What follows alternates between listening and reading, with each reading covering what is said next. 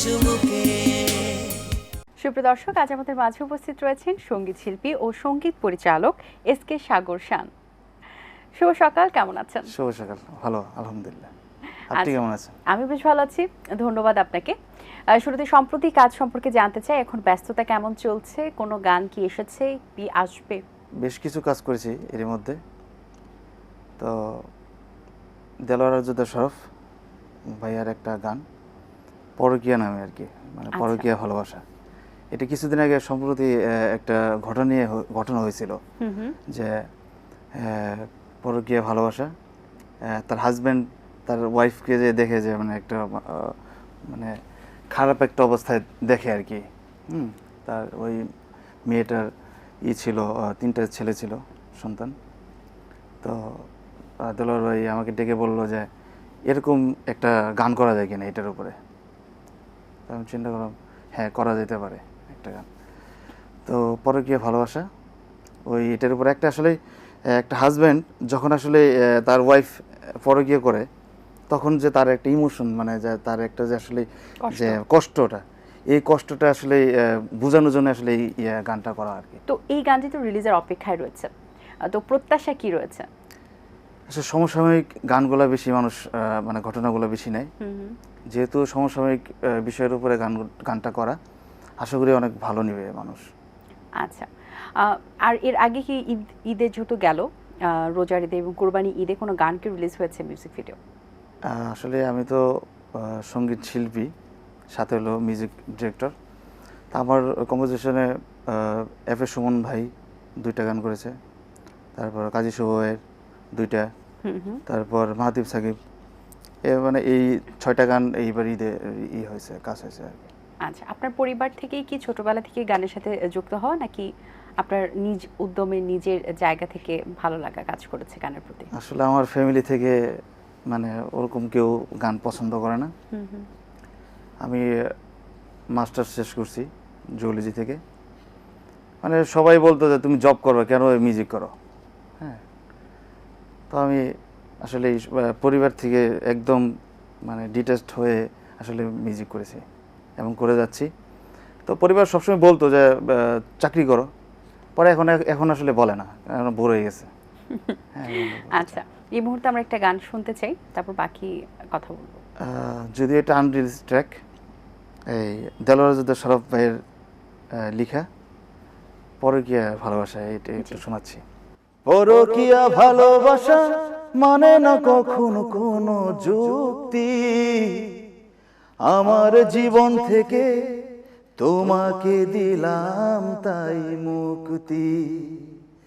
সব ব্যথা সইতে পারে, খুব ব্যথা বইতে পারে, পৃথিবীতে আছে কি এমন কেহ, এতটাই বিশ্বাস করেছি তোমাকে, ভুল করেও কখনো করিনি সন্দেহ। তোমার কি ভুল খুঁজিনি, বোকা আমি বুঝিনি, কাউকে দিতে পারো তোমার মন দেহ, এতটাই বিশ্বাস করেছি তোমাকে, ভুল করেও কখনো করিনি সন্দেহ। এখন কিন্তু বিশ্বকাপের টান উত্তেজনা কাজ করছে সবার মধ্যেই, এবং সবাই খুব এক্সাইটেড। তো আপনি কোন দল সাপোর্ট করেন? আমরা ব্রাজিল সাপোর্ট করি ছোট থেকেই। আচ্ছা, এবারে বিশ্বকাপ নিয়ে অনেকেই গান কিন্তু বানিয়েছেন এবং বাংলাদেশ থেকে, তো সেই গানগুলো নিয়ে বা আপনার কোনো পরিকল্পনা ছিল না, বা আগামীতে কি আছে? এটা আসলে দেলোয়ার ভাইয়ের সাথে আমার এই বিষয়ে কথা হয়েছে, গীতিকার ভাই, তো মনে হয় একটা গান করবো আর কি। এখন তো সবাই যেহেতু মিউজিক ভিডিওর প্রতি ছুটছে এবং সবাই খুব পরিশ্রম করছে এবং পাশাপাশি অনেক ইনভেস্টমেন্টও করছেন মিউজিক ভিডিওতে, তো যতটুকু ইনভেস্টমেন্ট করা হয় মিউজিক ভিডিওতে বা মিউজিক ভিডিও নিয়ে যতটুকু কাজ করা হয়, সেই পরিমাণ কি প্রফিট আসে বা সেই পরিমাণ কামব্যাক কি করা যায়? এটা আসলে সঙ্গীত আসলে অনেকে প্রফেশন হিসেবে নেয়, কিন্তু আসলে সঙ্গীত হলো মনের খোরাক। আমি একটা কাজ করলাম, এই কাজটা আসলে ভালো হবে কি খারাপ হবে, ভালো হবে কি খারাপ হবে বা অডিয়েন্স নিবে কি নিবে না, এটা আসলেই টোটালটাই অডিয়েন্সের উপর নির্ভর করে। কিন্তু আমরা যখন একটা গান তৈরি করি তখন আমাদের মানে টোটালটাই আমাদের নিজেদের একটা চিন্তা ভাবনা থাকে আর কি, যে গানটা ভালো করতে হবে, অডিয়েন্স নিবে কি নিবে না এটার উপর আসলে নির্ভর করে না। এইভাবে আমাদের আসলে গান তৈরি করা হয়। এবারে আরেকটি গান শুন। বুকটা জ্বলে কলিজা জ্বলে, ভেতর ভেতর আগুন জ্বলে, থামে না রে নেভে না রে, নয়ন ভাসে চোখের জলে। বুকটা জ্বলে কলিজা জ্বলে, ভেতর ভেতর আগুন জ্বলে, থামে না রে নেভে না রে, নয়ন ভাসে চোখের জলে। ওরে মন কথা শোন, কপাল টুকে কষ্ট বাড়াস না, মন না বুঝে কারো সাথে পীড়িত করিস না, মন না বুঝে কারো প্রেমের মায়ায় পড়িস না, মন না বুঝে কারো সাথে পীড়িত করিস না, মন না বুঝে কারো প্রেমের মায়ায় পড়িস না। বাহ, থ্যাংক ইউ। ধন্যবাদ আপনাকে। সুন্দর একটি গান। আপনার একটি সিনেমাতে আপনার দুটি গান রিলিজ হয়েছিল, সিনেমার নাম হচ্ছে ভালোবাসি তোমায়। সিনেমার গানে কাজ করার অভিজ্ঞতা কেমন? চলচ্চিত্রে গান করার খুব ইচ্ছা ছিল, এখন আছে। তো অলরেডি আমি 5টা মুভিতে গান করেছি। তো প্রথম যে ভালোবাসি তোমায়, এটা আসলে মূলত আমাদের এটিএন বাংলার শ্রদ্ধেয় চেয়ারম্যান ডক্টর মাহফুজুর রহমান স্যারের মূল পরিকল্পনা ভাবনায় এই গানটি, চলচ্চিত্রটি, এবং এটা আবুল হোসেন মজুমদার পরিচালিত।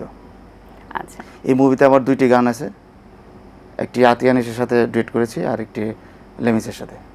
আচ্ছা, এই দুটো গানই কি রোমান্টিক আর স্যাড রোমান্টিক? ভালোবাসি তোমায় টাইটেল ট্র্যাকটি লেমিস আপুর সাথে করেছি, আর আতিয়ানিসের সাথে যেটা করেছি ওটা মন দিলাম শিরোনামে গানের। পাঞ্জেরি ব্যান্ডের মাধ্যমে এখন পর্যন্ত কি কি কাজ করা হয়েছে বা হচ্ছে? পাঞ্জেরি ব্যান্ডের অলরেডি 3টা ট্র্যাক হয়ে গেছে, ট্র্যাক। আসলে পাঞ্জেরি ব্যান্ডটা ফরক আমাদের পাঞ্জেরি কবিতা থেকেই নেওয়া নামটি, এবং পাঞ্জেরি ব্যান্ডের যে কবিতাটা আর কি, মানে যে গানটি, এই গানের পাঞ্জেরি কবিতা থেকে নেওয়া আর কি গানটি। এই গানটি টিউন করেছি, মিউজিক প্রায় শেষের দিকে, যে কোনো সময় রিলিজ হবে গানটি। এখন তো অনেকে ভাইরাল হতে চান, ট্রেন্ডে থাকতে চান, তা আপনিও কি ভাইরাল হতে চান? ভাইরাল আসলে যে কোনো সময়, মানে হয়েছে ভাইরাল, যে কোনো সময় নাই হয়ে যেতে পারে। আমি আসলে ভাইরাল হতে চাই না, আমি একটা রিয়েল স্টার হতে চাই, পার্মানেন্ট সিঙ্গার হতে চাই। আচ্ছা, তো একজন সিঙ্গারের তো অনেকগুলো কোয়ালিফিকেশন থাকে, মোস্ট ইম্পর্টেন্ট যেটা সে গানেই বেশি ফোকাস করবে এবং গান ভালো উপহার দেবে আমাদের। এছাড়া একজন সঙ্গীত শিল্পীর তো আরও দায়িত্ব থাকে, যেমন দর্শকদের চাহিদা প্লাস হচ্ছে সঙ্গীত শিল্পীর নিজের পছন্দের একটা চাহিদা, যে সে হয়তো বা মেলোডি পছন্দ করছেন কিন্তু দর্শক শ্রোতা চাচ্ছেন একটু ধামাকাদার। তো এই দুইটা পছন্দ কি ব্যালেন্স করা হয়ে ওঠে? তা আমাদের বিভিন্ন আর্টিস্টের সাথে গান করতে হয়, তো ওই সময় দেখা যাচ্ছে যে বিভিন্ন ধরনের গান করা হয়, যেমন ফোক স্টাইলে করা হয়, মেলোডি, ব্যান্ড স্টাইলে, হ্যাঁ, সব ধরনের গান করা হয়। আর যে একটা গান তৈরি করার সময় আসলে মনে হয় এখন যে টিকটকে আসলে এই গানটা যাবে কিনা, হ্যাঁ, যে কোরাস পার্টটা টিকটকে আসলে মানুষ নিবে কিনা, এটার উপর নির্ভর করে আমাদের সুর করতে হয়, লিখতে হয়, সুর করতে হয়, মিউজিক করতে হয়, এইভাবে আসলে। তো এই যে মনোভাবটা, এই মনোভাবে কি গানের কোয়ালিটি খারাপ হচ্ছে বলে আপনার মনে হয় না? যে একটা পিক আপ একটা লাইন আপনার করার জন্য হয়তো বাকি গানের প্রতি ফোকাস থাকছে কিনা, বা পুরোনো দিনের গানের যে আমেজগুলো থাকতো সেটা কি হারিয়ে যাচ্ছে কিনা, এখন কি ওই ধরনের গান তৈরি হচ্ছে কিনা শুধুমাত্র ভাইরাল হওয়া বা টিকটকে স্থান পাওয়ার কারণে? এটা আসলে টিকটকের উপর বেস করে আসলে গান করা হয়, কিন্তু অনেক গান আছে যেগুলা মানে অডিয়েন্স শুনবে কি শুনবে না এটা আসলেই ম্যাটার করে না। এটা হলো মানে নিজেদের যে চাওয়া, এটার উপর নির্ভর করে আমরা অনেকগুলো গান করি, দেখা যাচ্ছে ওইখান থেকেই গানগুলো আবার হিট হয়ে যাচ্ছে। হ্যাঁ, আর যেহেতু এখন ভাইরালের যুগ, অবশ্যই অডিয়েন্সের টেস্টের উপর কাজ করতে হবে। আচ্ছা, এই মুহূর্তে আরেকটি গান শুনবো, কোন গানটি শোনাবেন?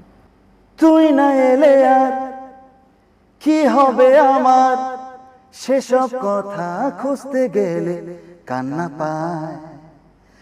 যন্ত্রণা হাজার করছে পারাপার, তোর দু চোখের তোর জীবকের ব্যস্ততা। মাঝে মাঝে তোর কাছে জেনে শুনে হেরে যাই, কিছু কথা বলে ফেলি, কিছু কথা ছেড়ে যাই। অচেনা সকাল হোক, উদাসী বিকেল হোক, বারে বারে মনে হয় তোর হাতে মরে যাই। মাঝে মাঝে তোর কাছে জেনে শুনে হেরে যাই, কিছু কথা বলে ফেলি, কিছু কথা ছেড়ে যায়। বাহ, চমৎকার। অসংখ্য ধন্যবাদ আপনাকে, ভালো লেগেছে কথা বলে। অনেক শুভকামনা রইল আপনার জন্য এবং আপকামিং যেসব কাজ হাতে নিয়েছেন সেগুলো ভাবে আর দর্শকদের প্রত্যাশা পূরণ করতে পারে সেই কামনাই করছি। ভালো থাকবেন। আপনাকে অনেক ধন্যবাদ, আর এটিএন বাংলাকে অনেক ধন্যবাদ আমাকে এত সুন্দর একটা প্রোগ্রামে ইনভাইট করার জন্য। আমরা সকলেই বাংলা গান শুনি এবং বাংলা গানের পাশে থাকি।